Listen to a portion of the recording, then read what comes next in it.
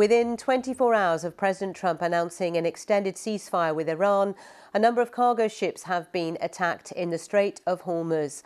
The Iranian state news agency Tasnim has released new video claiming to show the Islamic Revolutionary Guard Corps seizing 2 foreign-flagged cargo ships in the Strait of Hormuz earlier on Wednesday. Iran also attacked another cargo ship. Iranian officials accuse the vessels of trying to exit the strait without permission.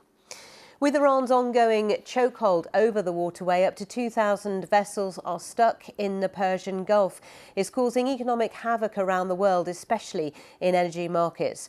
The US is also maintaining a naval blockade of Iranian ports.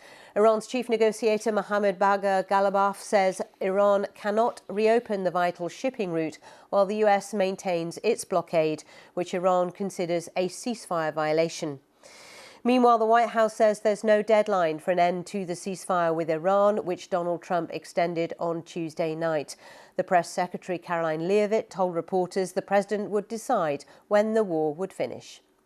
Look, again, I'm not going to set a timetable for the president. He has not done that, and I won't. I know there's been some anonymous sourced reporting that there was maybe a 3 to 5 day deadline. That is not true. The president has not set a deadline himself. Ultimately, he will dictate the timetable. And again, he is satisfied with the naval blockade, and he understands that Iran is in a very weak position, and the cards are in President Trump's hands right now. Well, I talked to our correspondent in Islamabad, Azadeh Mashiri, to get the latest. It's worth remembering that J.D. Vance was meant to travel here this week and instead didn't board that plane.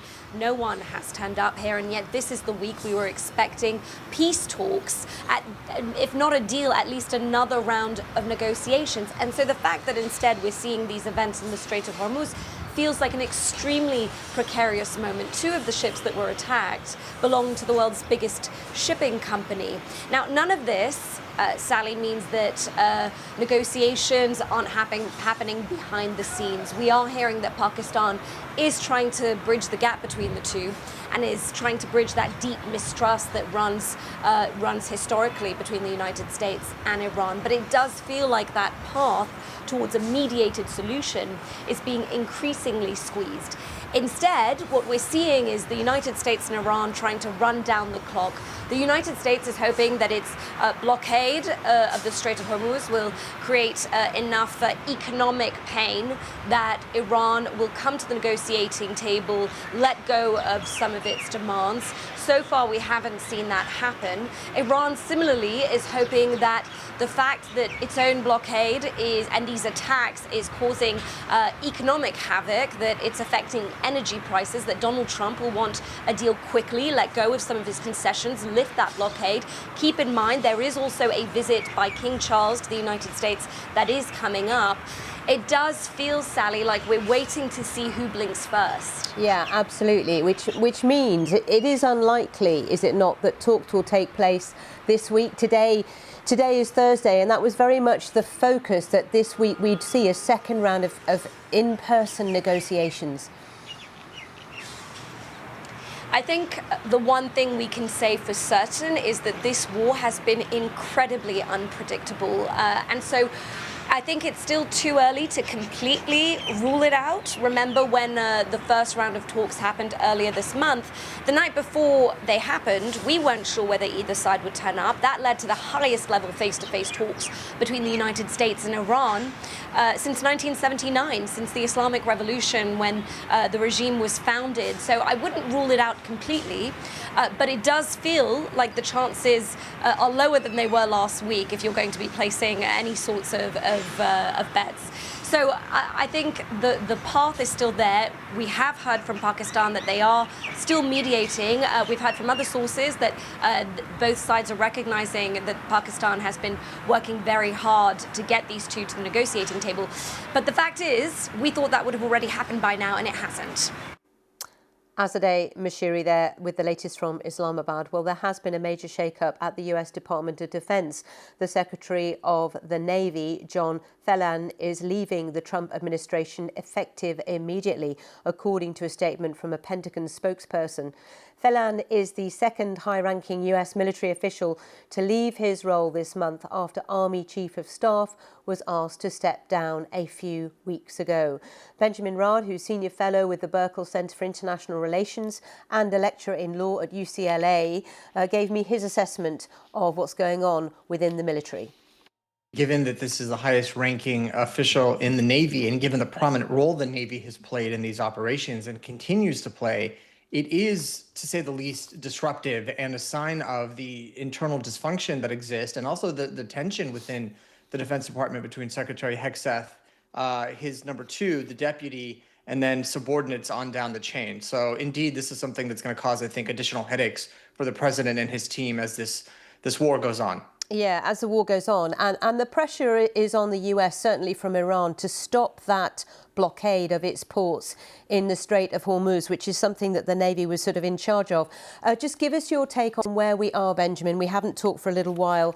We have had such a tumultuous week where at the beginning of the week it looked like talks would take place. We had, J.D. Vance virtually boarding a plane headed for Islamabad, but then it all was pulled off. So there are two takeaways that I have from this. Number one, I don't think it's quite emphasized enough the degree of damage, of self-inflicted harm that Iran's actions in the Strait are doing to its economy. Estimates are that it's losing about $435 million a day as a result of the U.S. blockade. This is in large part because Iran has oil that it's refined that it can't send anywhere. It's unable to receive goods, machine parts, supplies, foodstuffs, ordinary things it needs for its domestic use. And it's unable to replenish and restock supplies that it needs to fight the war. All of this has come to a halt while it's losing money because it cannot export its main resource. So this is something to keep in mind. As much as this is costing the global economy in the U.S., the rate at which it is impacting Iran's economy is greater. So now we're at a point where basically which side will capitulate first under these immense pressures. And that is the strategy of Trump, we assume, with the blockading of Iranian ports to actually make that economic pressure that much more acute in Iran. But what we're hearing from within Iran itself is they're willing to take the pain and then they're willing to see it through. And, whether the people of Iran are suffering, they're happy to shoulder that. Well, and here's the issue is that this will impact their ability to resupply, restock, to fund basic services, to basically buy off and pay the Basij, the other members of the lower ranking members of the IRGC, those whose loyalty to the regime is subsidized, and also the subsidies that are spent on the general population. They're going to face another wave of domestic unrest. If supplies are limited, if the strikes continue, if there are no jobs, if there's no ability to pay for anything, if the financial system is broken, and if the currency continues to be devalued, it is now fighting both a domestic threat from within and also an external enemy. So as much as the regime says it can tolerate this pain, it can until it can no longer do so. And I think that is really the race against the clock that we're seeing unfold.